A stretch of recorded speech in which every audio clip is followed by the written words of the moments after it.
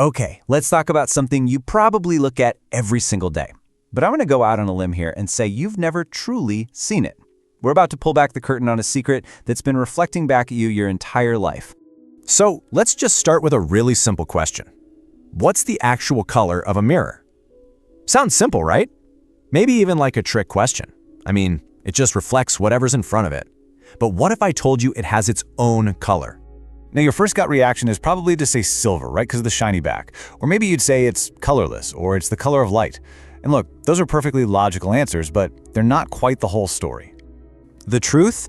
It's been staring you right in the face this whole time. It is a super subtle secret, but I promise, once you know what you're looking for, you will never see a mirror the same way again. So, what is this big secret? Well, it all lies in something we can call the green reflection. And the whole mystery really boils down to the difference between a perfect imaginary mirror and the real one that's hanging on your bathroom wall. So think of it like this. In a perfect world, a perfect mirror would reflect 100% of all light that hits it. Every single color, every wavelength, bounce back perfectly. A mirror like that would be truly colorless. But, of course, we live in the real world with real mirrors that are imperfect. And it's that little imperfection that gives them their secret color. It really all comes down to how our everyday mirrors are made. They're basically a sheet of glass on top of a thin, silvery coating. And here's the catch. Neither of those materials is perfect. They always absorb a tiny, almost unnoticeable amount of the light that hits them. So how does this actually play out? Well, when light hits the mirror, the glass it has to pass through just happens to be a little bit better at absorbing light from the red end of the spectrum. So because it gobbles up a tiny bit of red light, what bounces back is, well, everything else, but with just a teensy tiny bit more green than anything else. Yeah, if you could actually map out all the different wavelengths of light that a normal mirror reflects, you'd see it's not a flat line. It actually reflects light in the green part of the spectrum just a little bit more efficiently than the other colors. Everything else gets reflected too, for sure, but green kind of gets the VIP treatment. Okay, but wait a minute. If mirrors are secretly green, why don't we see it? Why does my bathroom mirror just look like a mirror?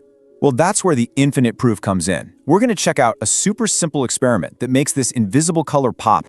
The reason you don't notice it when you're, brushing your teeth is that the effect from just one single reflection is way too subtle for our eyes to pick up on. Your brain just sees a clear image and calls it a day. So that begs the question, right? How can we be so sure this green tint is real if we can't see it? Well, what if we could amplify it? What if we can multiply that tiny little effect over and over and over again? And this is where the classic mirror tunnel comes in. You've probably done this before, right? You place two mirrors so they're facing each other, and you get that awesome, infinite-looking tunnel. With every single bounce of light from one mirror to the next, that tiny little green tint gets stronger. The first reflection is a little green, the next is a little greener, and on it goes. It's kind of like a science magic trick. And the result is this absolutely incredible effect.